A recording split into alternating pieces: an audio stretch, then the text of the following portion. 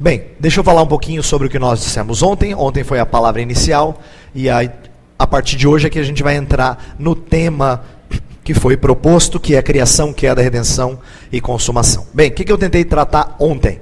Tentei mostrar que criação, queda, redenção e consumação é uma maneira de ver o mundo, é uma cosmovisão. Nós vamos falar dela de hoje até sexta-feira. Mas antes de falar dela, eu tinha que falar do que era cosmovisão. E o que eu quis mostrar em poucas palavras é que cosmovisão é uma maneira de enxergar o mundo, é um esquema de crenças e verdades e certezas e motivações que impulsionam você para agir nesse mundo em conformidade com essa maneira de enxergá-lo. E que todo mundo tem essas coisas, estando consciente ou não delas. Então, eu dei alguns exemplos que são ilustrativos, ajudam a gente a gravar o conceito. De que assim como o iceberg, a parte que fica fora da água, que a gente vê, é uma parte pequena daquilo que o iceberg de fato é, nós também somos assim. Na verdade, aquilo que as pessoas veem a nosso respeito é muito pouco. É o que fica fora da água. São as nossas ações, o que a gente fala, o que a gente faz. Mas isso tem muito por detrás. Muito daquilo que a gente estuda, aprende, família, cultura, o país em que a gente vive, a época em que a gente vive. Tudo isso influencia as nossas ações, nossas palavras. Mas tem coisas ainda mais profundas do que as influências sociais e as influências que nós sofremos, que é a disposição do nosso coração. A orientação do nosso coração norteia nossas atitudes. Então, é uma forma de ilustrar, é mostrar que nós somos, na verdade, o que o nosso coração é. Isso aqui que você enxerga pode ser aparentemente uma coisa, mas quando você começa a enxergar o meu coração, você fala, agora eu conheço o Weber. Agora eu conheço o Weber. É claro que a gente não consegue sondar o nosso coração como Deus faz. Né? Deus sonda o coração, a gente falou disso ontem. Mas quando a gente começa a se perceber e a se conhecer melhor, aí você fica surpreso muitas vezes com o que você encontra. Né? Eu falei ontem que às vezes quando a gente está aconselhando alguém, um determinado trauma, uma crise, uma dificuldade que alguém está passando, ganha uma outra cara quando você começa a entender o que está lá por detrás. O que está no mais interior de alguém. E isso é verdadeiro a nosso respeito também. Às vezes Deus usa alguém na nossa vida para apontar algumas coisas a nosso respeito que ele não está enxergando. Que estão lá no fundo. É quando alguém pega você com a máscara de mergulho e leva para baixo da água. E fala assim, deixa eu te mostrar um pouquinho de quem você é. Olha lá embaixo. Né? Então, cosmovisão tem a ver com o que está no nosso coração. E o que sai dele é, então, produto do que está nele. Tá? E isso tem uma série de aplicações que eu não falei ontem, eu só vou mencionar algumas delas. Não é à toa que a Bíblia fala sobre guardar o coração. Acima de tudo, Salomão falou, guarda o coração, porque dele procede as fontes da vida. Em outras palavras, cuida bem da fonte, porque assim você vai ter coisa boa saindo dela. Você não tem como mudar a fonte, só Deus faz essa cirurgia.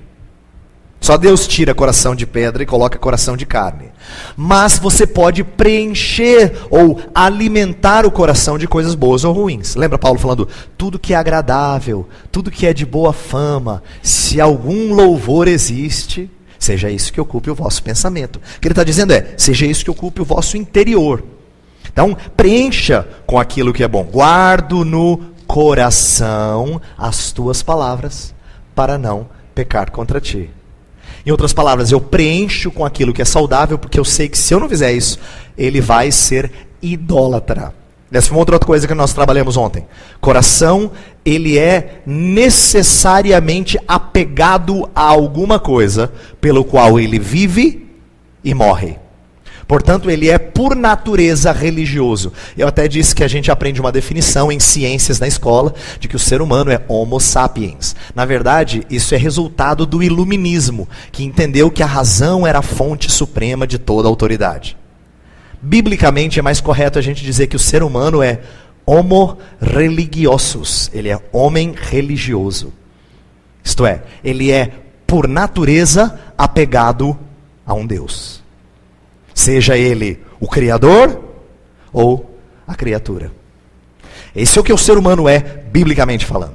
Tá? Então ele é, por natureza, aquilo que o seu coração está apegado e está amarrado a isso. E isso é o que demonstra quem ele de fato é no seu mais íntimo. E a gente também disse que isso é importante, a cosmovisão é importante, a maneira como a gente lê o mundo, enxerga o mundo, a base das nossas ações, é importante porque explica o porquê de alguns problemas na igreja evangélica hoje. Aí nós passamos a segunda parte do dia de ontem falando de uma divisão entre aquilo que é sagrado e aquilo que é secular, aquilo que é santo e aquilo que é profano. E, de certa forma, dicotomizando a nossa vida. Aí usei uma outra ilustração. Eu falei assim que, para muitos brasileiros católicos, isso acontece de monte. Infelizmente, alguns evangélicos também. A sua fé é tão importante que você tem aquele quartinho lá nos fundos reservado para ela. Por que eu usei essa ilustração?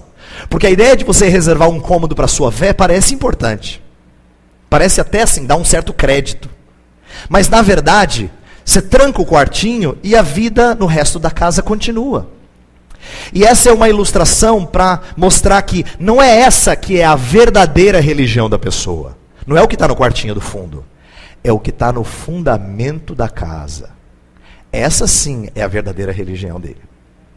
Isso é aquilo em que ele se sustenta. É isso que ele crê. Essa é a base das suas ações. Você quer saber qual a religião dele? Isto é, o que é aquilo pelo qual ele vive e morre? Você tem que saber os fundamentos. Não é o que está no quartinho. Né? E eu disse isso para mostrar que muitas vezes nossa cosmovisão não bate com aquilo que a Bíblia apresenta como sendo uma boa cosmovisão. Tanto é que a gente tem inconsistências, incoerências. A gente não entende muito sobre o que significa ser cristão fora do ambiente de igreja. Né? A gente está acostumado a fazer as coisas do dia a dia do jeito que qualquer outra pessoa faria. Foi isso que a gente trabalhou ontem. E de que talvez a gente devesse pensar de forma um pouco mais orientada pelas Escrituras, voltasse para as Escrituras de novo para tentar enxergar como isso influencia, ou deveria influenciar, as nossas atividades seculares. Nosso estudo, nosso trabalho, nossos relacionamentos com família, com amigos, nossa diversão e tantas outras coisas. Tá?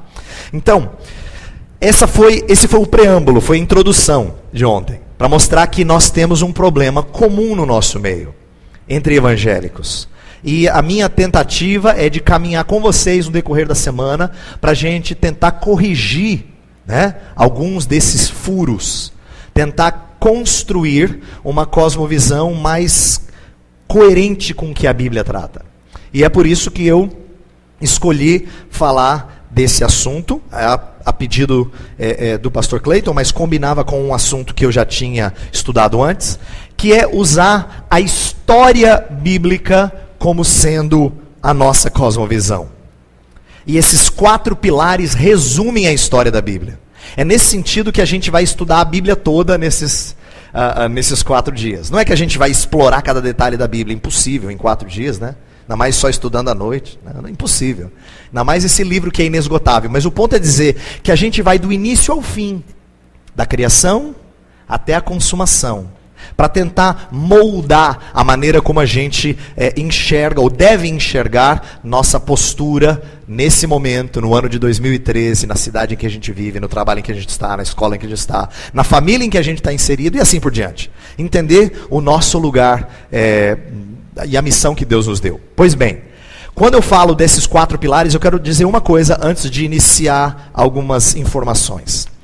Eu vou falar aqui de várias verdades, mas essas verdades não devem ser só conceitos que você coloca aqui. Ela se torna a sua cosmovisão de fato quando desce. Lembra que eu falei? Tem que ir para os fundamentos. Você pode muito bem dizer assim, Deus criou o mundo. Mas em que sentido a criação é vivenciada por você e tudo o que você faz é reflexo do seu entendimento da criação de Deus? Então, é dessas coisas que eu quero tratar com vocês. Em que sentido você diz assim, não, tá certo, o homem é pecador. Mas até onde você entrou nessa história, porque ela é a sua história, e a minha história, até onde você entrou nela de tal forma que tudo que você faz, você se lembra que tem origem no pecado de Adão. E você então trata dessas coisas lembrando que o mundo é como é, está como está, por causa do pecado de Adão. Tudo bem, você diz assim, não, Jesus é tudo para mim, pastor Heber. Jesus é a razão da minha vida. Mas até onde o seu viver reflete o entendimento de que Jesus Cristo é quem resgata e redime e transforma pessoas. Mas que essa transformação, por enquanto, não é completa. Então você é uma pessoa meio esquisita. Você não entende porque você ama tanto a Jesus e ainda faz bobagem. Porque ainda não chegou o tempo da consumação, em que ele termina a boa obra que ele começou em você. Meu ponto é dizer que esses pilares históricos não são só ideias. Você tem que entrar nessa história. Ela tem que descer para se tornar o fundamento daquilo que você vive, do seu estilo de viver para a glória do Senhor Deus. Tá? Então isso que eu quero dizer com pilares históricos. Não são só ideias bonitas que a gente estuda e acredita, mas são verdades mais profundas. É uma história na qual você é inserido dentro dela. Tá? E eu vou começar então com criação. Eu vou fazer uma por dia. Tem muita coisa de criação, não sei se eu vou conseguir fazer tudo hoje, mas se eu conseguir, ótimo. A gente vai nos outros dias trabalhar com queda, redenção e consumação. Tá bom? Então vamos começar com criação. E já vou dizer o seguinte. Criação é uma doutrina riquíssima. E que para a maioria de nós evangélicos só tem ligação com o combate ao evolucionismo. E não é problema a gente aprender que Deus criou as coisas e confrontar o evolucionismo naturalista. Inclusive eu vou falar um pouco disso aqui. Mas eu pretendo mostrar que tem muitas outras verdades embutidas na doutrina da criação que nós não paramos para pensar com frequência. Eu digo isso porque quando um cristão gosta de falar da criação, normalmente ele está pensando nesses debates, criação, evolução, tal. Normalmente. Ele está pensando nisso. E repito, isso não é ruim, isso é importante, nós vamos dar um determinado lugar a isso. Mas eu quero que você entenda que tem muitos outros debates no mundo de hoje que tem a ver com criação. Tá? Então, espero que isso seja prático e seja visto de maneira clara. Vamos lá.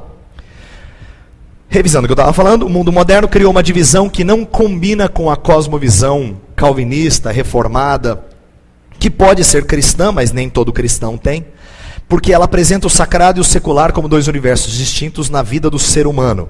O religioso na vida das pessoas não passa de um cômodo, aquilo que eu falei, da sua casa. Tem seu espaço, mas é isolado, em nada influencia o restante da sua vida. E eu quero dar um exemplo disso. Eu vou começar falando o seguinte. Eu quero mostrar como sagrado e secular não é só... não tem a ver só com aspectos da cultura pop. Porque eu vou falar um pouco de cultura aqui no decorrer da semana. E a gente fala de cultura, normalmente a gente pensa em cultura no sentido mais pop da palavra. Né? Eu não vou falar só disso. Disso também, mas não só disso. Eu quero dar um exemplo de uma coisa assim, acadêmica. Vamos falar de educação. Eu trabalhei numa universidade durante 4 anos conversando com alguns acadêmicos e alunos e participando de eventos acadêmicos. E a gente percebe a divisão do sagrado e do secular, inclusive na academia. Olha só. Existe uma postura dicotômica fundamentalista que despreza tudo que é secular. Vou explicar daqui a pouco. Existe uma postura dicotômica secular que separa questões religiosas das científicas, considerando ambas as esferas com o seu devido valor. Por outro lado, uma perspectiva reformada de educação compreende a integração da fé com todas as esferas da vida. Eu quero mostrar 3 modelos. E eu já adianto que o terceiro é o que eu entendo ser mais coerente com aquilo que a gente crê. Mas você vai ver que tem muita educação por aí, cristã e não cristã, sendo feita de acordo com os primeiros 2 modelos. e que é muito raro a gente encontrar um estilo ou algo que realmente represente o terceiro modelo. Não é comum, porque é desconhecido de muita gente esse tipo de perspectiva. Vamos lá, vou dar o primeiro exemplo. Uma visão dicotômica, isso é, que faz a dicotomia, a separação, que seja fundamentalista. Eu vou usar essa palavra por quê?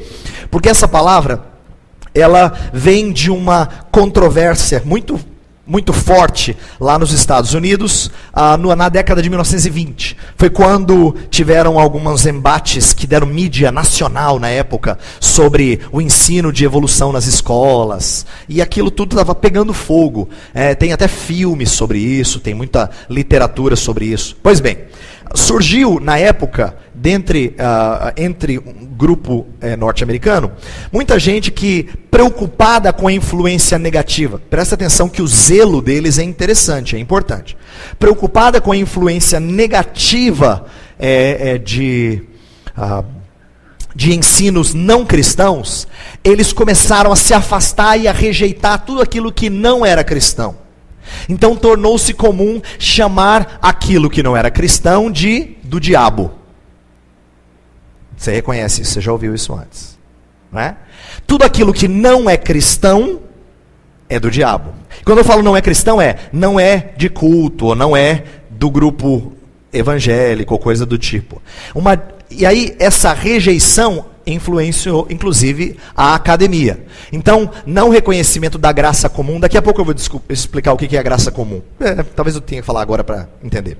A graça comum é o entendimento de que Deus preserva até aqueles que não o amam, de tal forma que eles possam produzir coisas que são boas, verdadeiras, justas, honrosas. Deus não permite só que cristãos produzam boa ciência. Ele permite que não cristãos façam boa ciência. E Deus faz isso por quê? Porque na sua graça, que é comum à humanidade, Deus traz chuva sobre ímpios e justos. Deus faz o sol brilhar sobre ímpios e justos. Deus enche o coração de alegria, inclusive do ímpio. Está lá em Atos capítulo 14. Então, Deus, na sua paciência e na sua bondade, Ele permite que até quem não é cristão tenha medida de capacidade. Mas quem tem essa postura, não permite que os não cristãos, ou não entende a postura do não cristão. Então, a academia secular é vista como irremediavelmente hostil à fé cristã, por abraçar pressupostos racionalistas, materialistas e humanistas. Bem, esse é um jeito de se fazer academia, não é tão comum no Brasil, mas o entendimento de dicotomia é comum entre evangélicos, né?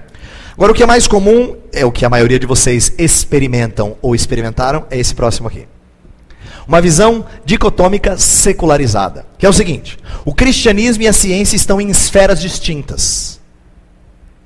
Fazer ciência só é possível sem pressupostos religiosos e de fé. A confessionalidade, isto é, aquilo em que você acredita, se limita basicamente à presença de religiosos nos conselhos diretivos. Então, vou dar um exemplo. Vamos supor que você frequenta uma faculdade que tem algum vínculo com uma igreja. Não importa qual igreja. Vamos partir do pressuposto que ela é religiosa, tá? Se ela é religiosa, como é que a fé ou a religiosidade dessa escola se manifesta no dia a dia da vida acadêmica? Na maioria das vezes, ela constitui de religiosos presentes na direção. Então, pessoas que são da igreja fazem parte da direção dessa escola. Além disso, eles às vezes têm uma ou outra matéria que lida com aspectos religiosos, né? Mantém uma ou mais disciplinas que lidam com religião, ética. Muitas vezes eles têm esse tipo de coisa. E, às vezes, tem algum tipo de culto ou atividade religiosa, mas normalmente isso não adentra a sala de aula. Permanece a pecinha de Lego acoplada ao resto. Lembra que eu falei ontem para quem estava aqui? Ela é boa, você fala assim, olha só, ela tem culto. Que bom. Olha só, tem alguém que pode atender os alunos que estão em crise. Que bom. Olha só, ela tem uma matéria que lida com ética. Que bom, mas não passa disso. Não tem influência de fé dentro do dia a dia da escola. Essa é a realidade da maioria, para não dizer todas, da maioria das universidades ligadas a alguma igreja cristã, tá? Seja ela católica ou evangélica. É o modelo aproximado hoje de universidades que tiveram origem cristã. Então, por exemplo, quem ouve falar das grandes universidades norte-americanas, né, antigas, famosas, Yale, Princeton, Harvard, todas elas nasceram de contextos cristãos sérios. Mas eles foram perdendo esses conceitos de tal forma que hoje, se tiver alguma coisa de cristã lá dentro, que é muito difícil, mas se tiver, é nesses moldes mais de fazer parte da história do que fazer parte do dia a dia da vida de um universitário. Por quê? Presta atenção. Porque essa postura não está dizendo necessariamente que religião é ruim. Mas o lugar dela não é dentro da academia. Tá? Eu quero dar um exemplo de um palestrante que falou lá no Mackenzie, onde eu trabalho, durante uma conferência sobre darwinismo. Ele disse assim, eu tenho uma partezinha do vídeo que eu recortei e coloquei na apresentação, então eu vou pedir para o pessoal de som aí ajudar vocês a ouvirem.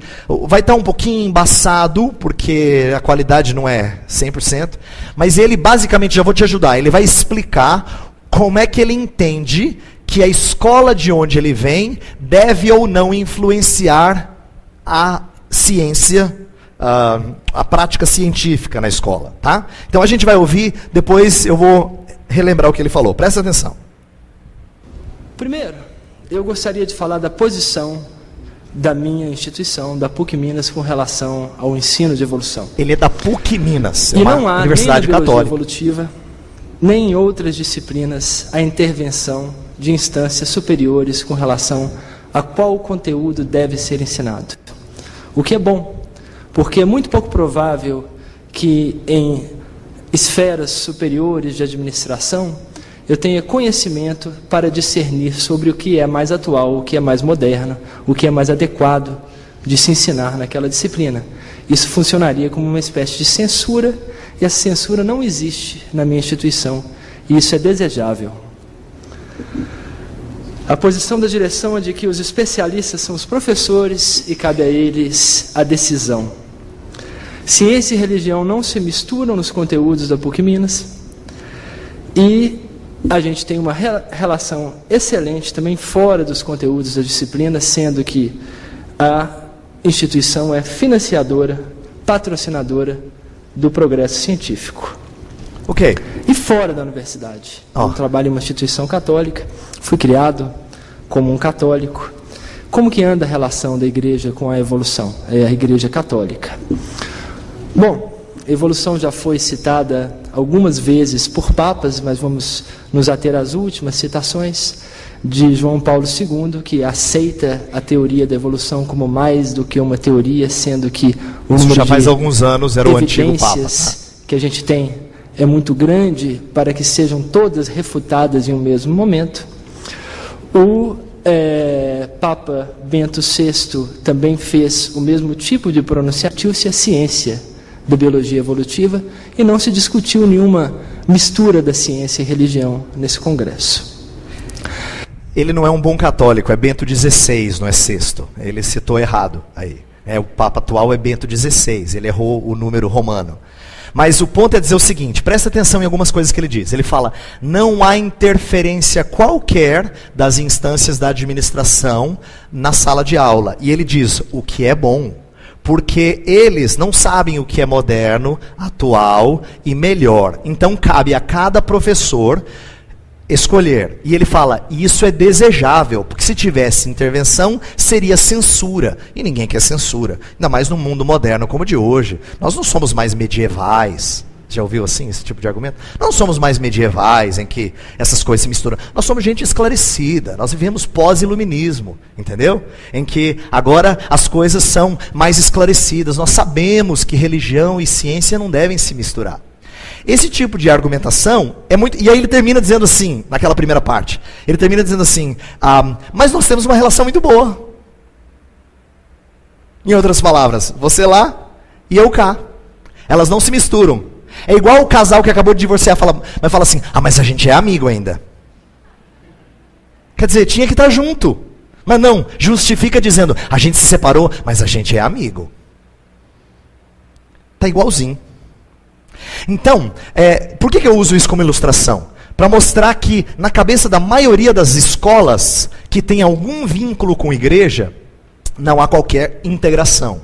O que eu quero mostrar, que eu acho uma proposta mais coerente com aquilo que a gente está falando. O cristianismo serve de fundamento para a academia. E o que eu quero dizer com isso? Preciso dizer algumas coisas aqui que não estão no slide, mas são importantes. Poucas vezes um professor universitário diz para você que o cristianismo está no fundamento da maioria das ciências modernas. Poucas vezes, infelizmente. Quando na verdade isso aconteceu. Quer ver um dado interessantíssimo escrito por um autor não cristão? Tem um autor que fez uma pesquisa sobre desenvolvimento científico a partir do século XVI, XVII em diante e tal. E ele constatou uma coisa estranhíssima. Ele percebeu que a China, que é uma civilização antiquíssima, não teve muito desenvolvimento científico em séculos da sua história. Aí ele se perguntou por quê. Interessante. A China, tão antiga, uma das civilizações mais antigas da história da humanidade. Por quê? E existe uma explicação para isso. A China não foi criada a partir do pressuposto de um legislador, um criador, que colocou na criação leis para serem descobertas. De que faz toda a diferença quando alguém parte do pressuposto de quem criou essas coisas, colocou regras, leis, diretrizes pelos quais a criação funciona. A ideia do relógio, que é muito antiga, de que Deus é o relojoeiro que construiu, é apenas uma outra forma de explicar assim. Quando você vai estudar um relógio, você não fala assim, uau, quanta pecinha se juntou do nada. E ó, que funciona e marca a hora. Não. A primeira pergunta que você faz é, quem é que fez isso? Porque você raciocina assim. Você entende que tudo é complexo, não pode ter surgido nada, alguém fez. Pelo contrário, você só entende que algo surge do nada quando está fora de ordem, não quando está ordenado. Porque tudo que é ordenado requer alguém inteligente para ordenar. Meu ponto é dizer que o cristianismo forneceu a base filosófica, a cosmovisão, para alguém começar a investigar a criação, porque entendia que havia leis. Por quê? Porque quem criou é um legislador. E se tem leis, elas podem ser descobertas. Se elas podem ser descobertas, então elas apontam para alguém que é arquiteto ou desenhou essas coisas e o fez com maestria, com precisão. Então, o cristianismo é fundamento para a academia. Reconhece que toda educação é ideológica, pois adota uma visão de mundo e do homem como base para sua atividade fim, ainda que não sob a forma de uma confissão explícita. Essa é uma das coisas que eu ensinei várias vezes lá no Mackenzie. O Mackenzie é só uma instituição cristã, mas tem tantas outras no Brasil, que é chamada de confessional. Significa, ela está ligada a uma igreja, ela tem uma confissão. A verdade é que o Mackenzie, como outras escolas, elas têm uma confissão explicitada, porque todo o ensino é confessional. Não importa o curso que você fez ou faz, todo mundo que ensina a partir de crenças, pressupostos, pontos de partida, certezas, motivações. Todo mundo ensina a partir de uma cosmovisão. Todo mundo. É inevitável. Ninguém consegue ensinar de forma neutra. Estou dizendo isso por quê? Porque quando você é explícito acerca da sua confissão, você está dizendo, olha, queria mostrar para vocês que é isso aqui que nós cremos. Vamos ensinar de acordo com isso. Mas, na maioria das universidades, ninguém diz para você o que crer. Ele só pode ser percebido nas entrelinhas pelo que o professor ou professora fala. Né? Creio que Deus abençoou a humanidade em geral com visão, inteligência, capacidade e perspicácia para fazer ciência, arte e cultura. Aquilo que eu falei antes sobre graça comum. Lembra que o cristianismo historicamente forneceu a visão de mundo necessária para o surgimento da moderna ciência, aquilo que eu falei há pouco. Afirma que não há conflito entre cristianismo e ciência, mas uma relação de diálogo e cooperação. Objetiva que a confessionalidade influencie todas as áreas da universidade. Bem, o ponto é dizer o seguinte, que todas as vezes que há um embate entre criação e evolução, não se deixe enganar pelo que a maioria das pessoas diz. que é o seguinte: essa é uma briga entre religião e ciência. Não. Essa é uma briga entre religião e religião. Porque é possível ser cristão e ser cientista, e é possível ser não cristão e ser cientista. Mas quando o debate acontece no fundamento, é um debate entre cosmovisões. E se é um debate entre cosmovisões e o ser humano é religioso no seu mais... Então é um debate entre religião e religião. Quem debate cientificamente contra qualquer proposta que aponte para a ideia de um Deus que tenha criado tudo, ele faz a partir de um pressuposto, não é provado, é um pressuposto naturalista. Sabe por que eu digo que não é provado? É muito simples. Se eu digo para você, vamos supor que nós estamos dentro desse templo e não tem essas janelas, é tudo fechado, e eu digo para você assim: não existe nada lá fora. Aí é o pastor que está falando, você diz: é mesmo, pastor? Não existe nada lá fora. Isso aqui é tudo que existe. Aí você fala assim: como é que o senhor sabe? Não, eu sei, é óbvio, dá uma olhada. Isso aqui é tudo que existe. Está vendo? Pelas regras de observação, de pesquisa científica, eu provo para você que isso aqui é tudo que existe. Errado. Para eu provar que isso aqui é tudo que existe, eu tenho que sair fora da caixa, para ver se não tem nada fora. Só que você não pode sair fora da caixa.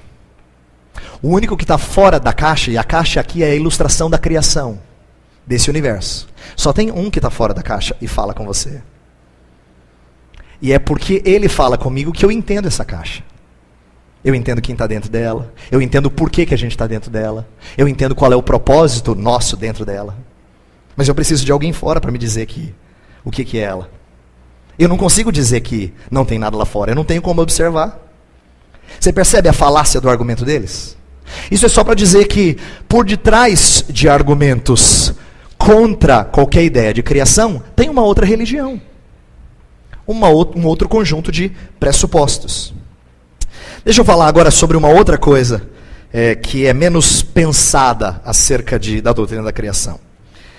Que são o que a gente pode chamar, alguns autores chamaram de a ordem criacional, ou as estruturas da sociedade. O que nós entendemos, a maioria dos escritores que pensam em cosmovisão dentro do contexto cristão, eles falam assim: as coisas que existem, as atividades do ser humano hoje em dia, elas não são assim meras invenções do ser humano, como se ele tivesse sido um ser ultra inteligente e criativo. Quando o ser humano faz investigação científica, quando ele faz transferência de recursos ou de bens e faz comércio, quando ele produz alguma coisa que ele acha bonita e ele chama de arte, quando o ser humano dialoga com outras pessoas e planeja projetos, ele faz política. Quando ele ensina alguma coisa a outra pessoa, ele faz educação. Isso, na verdade, não foram ideias criadas do nada.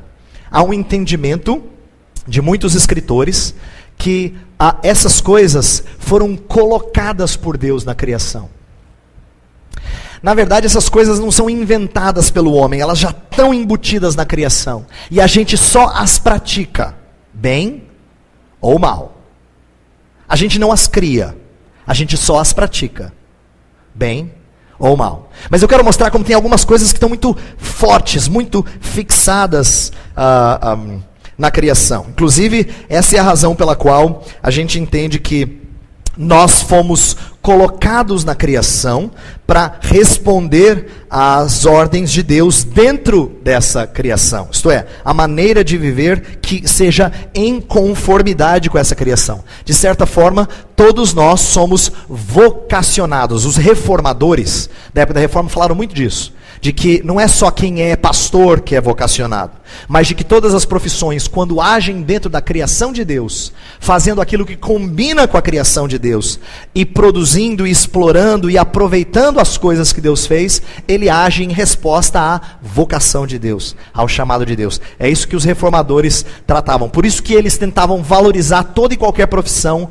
como sendo vocação. Lembra da ilustração que eu dei de Lutero ontem? O sapateiro chega para Lutero e diz: quero servir o Senhor. Aí ele fala: faça um bom sapato e venda por um preço justo.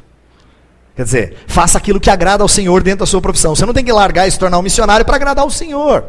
A ideia é, Deus não precisa de 100% dos crentes sendo missionários tempo integral, no sentido de que largam todo e qualquer trabalho secular, tá?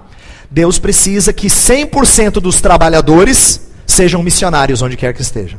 É diferente. Entendeu? É diferente a maneira de pensar e articular essas coisas. Mas veja só que interessante que significa o fato dessas coisas estarem na criação. Olha só, quero dar alguns exemplos aqui. Muitos escritores calvinistas, reformados, falam que o mundo tem coisas que já estão embutidas nele, que são como são, que não adianta lutar contra isso.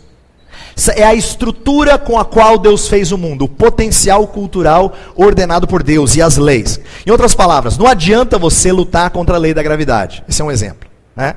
Tem certas coisas que Deus colocou que você trabalha debaixo delas. Eu vou dar alguns exemplos bíblicos agora de coisas interessantes. Mas eu vou falar de dois conceitos que são importantes, que tem uma estrutura que Deus colocou na criação, Deus fez a criação desse jeito. Agora, como você faz uso dessa estrutura, é que é a grande chave do negócio. Se você faz em conformidade com os propósitos originais, que estão lá no manual do fabricante, ou se você faz em rebeldia ao fabricante do seu próprio jeito. A maneira como você usa as estruturas de Deus é que vai determinar sua obediência ou não ao Criador. Então vamos dar um exemplo aqui. Olha só. O aspecto estrutural são as leis criadas por Deus para ordenar a realidade nas suas mais diversas manifestações, né? E todo o potencial resultante delas. Olha só, esse aqui é um exemplo que eu mencionei ontem ao irmão. Eu falei que eu ia ler um texto que é típico, que todo agrônomo devia gostar.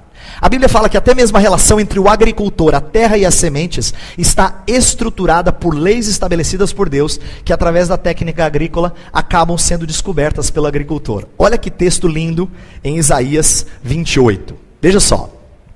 Inclinai os ouvidos e ouvi a minha voz. Atendei bem e ouvi o meu discurso. Porventura lavra todo dia o lavrador para semear? Ou todo dia sulca a sua terra e a esterroa? Porventura, quando já tem nivelado a superfície, não lhe espalha o endro, não semeia o cominho, não lança nela o trigo em leiras, ou cevada no devido lugar, ou a espelta na margem? Pois o seu Deus assim o instruiu devidamente e o ensina. Porque o endro não se trilha com instrumento de trilhar, nem sobre o cominho se passa roda de carro, mas com vara se sacode o endro e o cominho com pau. Acaso é esmiuçado o cereal? Não. O lavrador nem sempre o está debulhando, nem sempre está fazendo passar por cima dele a roda do seu carro e os seus cavalos. Também isso procede do Senhor dos Exércitos. Ele é maravilhoso em conselho e grande em sabedoria. Olha o que esse texto diz. Por acaso, quando você vai cuidar da terra, ele está dizendo, você lavra todo dia a terra? Você tem que lavrar a terra todo dia para semear? E a resposta é óbvia, não. É uma pergunta retórica, cuja resposta todo mundo sabe. Ele está falando com uma cultura agrícola, todo mundo sabe do que ele está falando. Tá? Isaías está conversando com gente que lida com a terra todo dia. E ele está dizendo assim, por acaso você sulca a terra todo dia? Você faz os buracos dela todo dia? Você precisa fazer isso e depois cobri-lo? Não. Quando já tem nivelado a superfície, você não espalha as sementes? E depois você não coloca do jeito que tem que colocar? Aí o que mais chama a minha atenção é o seguinte, é o que está em negrito ali no meio. Por que o agricultor faz isso? O texto fala, pois o seu Deus assim o instrui devidamente e o ensina. Presta atenção na verdade que está nesse texto. Não significa que Deus fala com o fazendeiro, diz assim, ó, olha, agora abre a terra assim. Ele não fala no ouvido do fazendeiro, ô fazendeiro, aqui é Deus falando. Você planta desse jeito assim, ó. Não. O que o texto está dizendo? Que quando quem cuida da terra faz do jeito que tem que fazer, é como se Deus estivesse ensinando. Por quê? Porque ele descobriu como é que se trabalha com as estruturas da criação. Ele entendeu que para você cuidar da terra e plantar e dar fruto, tem um jeito de fazer. E não dá para fazer diferente. Porque não funciona, a estrutura não permite, tem um jeito de fazer. Toda vez que ele descobre, é como se Deus falasse com ele. Isso é o que a gente chama em teologia de revelação geral. Nós recebemos Deus fala, os céus proclamam a glória de Deus, e o firmamento anuncia as obras das suas mãos. Quer dizer, a criação de Deus comunica certas coisas, e quando você descobre como funciona, você fala, uau, olha só, é desse jeitinho aqui. Deus o instrui devidamente e o ensina. E o texto continua e no final fala assim, também isso procede do Senhor. Em outras palavras, tem um jeito certo de plantar. Deus não permite que você simplesmente faça o que quiser de semente e nasce planta. Não, tem um jeito certinho de fazer. Está na estrutura, Deus colocou lá na criação. E é só desse jeito que dá certo. Você tem que obedecer certas regras. Você pode inovar com coisas periféricas. Você pode ter irrigação artificial, você pode criar algumas coisas. Mas você não consegue fugir de certas coisas básicas. É isso que ele está querendo dizer. Porque Deus... Toda vez que a gente explora e conhece as coisas da criação, é como se Deus estivesse nos ensinando. Só que não é só isso que é estrutura. Outras coisas, eu vou citar rapidamente. Em Romanos 13, fala que todo homem deve estar sujeito às autoridades superiores. Deus as estabeleceu. A ideia é de que governo é uma coisa estabelecida por Deus. E você trabalha debaixo disso. Um outro que é mais próximo da gente. Olha só. Segundo Gênesis 1, o matrimônio, é Gênesis 2, eu errei aqui. Tem que ser monogâmico, isto é, só com uma pessoa.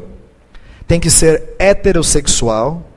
E tem que ser emancipado de qualquer autoridade paterna. O homem deixa pai e mãe e se une a uma mulher. Essa frase, esse conceito, mostra que há certas coisas na estrutura do casamento que são do jeito que são. Se você age de acordo com a estrutura, você tem boa chance de ser feliz. Se você quebra com o padrão, você tem consequências. Por isso que a gente vê na Bíblia os problemas da poligamia. Homens considerados de Deus até praticaram isso, e não significa que Deus não os abençoou, assim como Deus abençoa você e eu, mesmo com os nossos erros. Mas a gente sabe as consequências maléficas disso. Isso aparece. Mesma coisa com o casamento heterossexual. Homossexual, que quebra com o padrão heterossexual. Mesma coisa com o casamento que não desconecta dos pais. Também dá problema, porque não foi assim que Deus criou. O meu ponto é dizer o seguinte: quando Deus fez as coisas do jeito que fez, Ele colocou uma ordem, uma estrutura. Quando você obedece a estrutura, a chance de você atingir êxito, alegria, satisfação é muito maior. Ir contra ela é nadar contra a maré. Isso pode ser dito também de outras coisas. Pensa em relacionamento de pais e filhos, né? Filhos, família deve ser oriunda de matrimônio. Filhos não deviam fazer parte de instituições que não são casamento. Deus não fez as coisas para serem assim. Portanto, todo mundo que opta por um caminho diferente do de Deus tem consequências. A esposa deve amar e respeitar a liderança do marido. O marido deve amar a esposa e cuidar dela. Os filhos devem honrar. Quer dizer, essa é a estrutura. Se você não obedece à estrutura, você tem consequências. Pois bem, antes de entrar nisso aqui, meu ponto foi tentar dizer que Deus fez as coisas de um jeito, e fazer do jeito de Deus significa ter as bênçãos de Deus. Deixa eu dar um outro exemplo agora interessante que eu tenho aqui nas minhas anotações. Eu estou falando dessas coisas, mas não é que a gente descubra elas sem a Bíblia, não. A Bíblia é a lâmpada para os nossos pés, para a gente entender o nosso caminho. Quando eu falo de ordem criacional, que eu falei até agora, da estrutura, né, o que Deus colocou na criação, vou dar um exemplo muito prático para a gente hoje.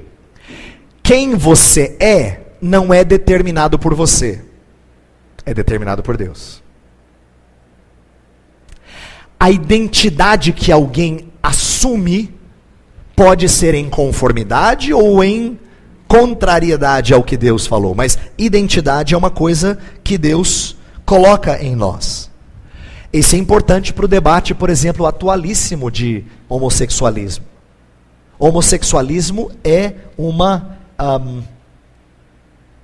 eu coloquei aqui, identidade sexual é definida, não escolhida. Né? Você não escolhe identidade sexual, você é alguma coisa. Porém, você acaba podendo, Deus permite que você ande contrariamente à estrutura dele. Né? Meu ponto é tentar dizer que existe uma normatividade na criação.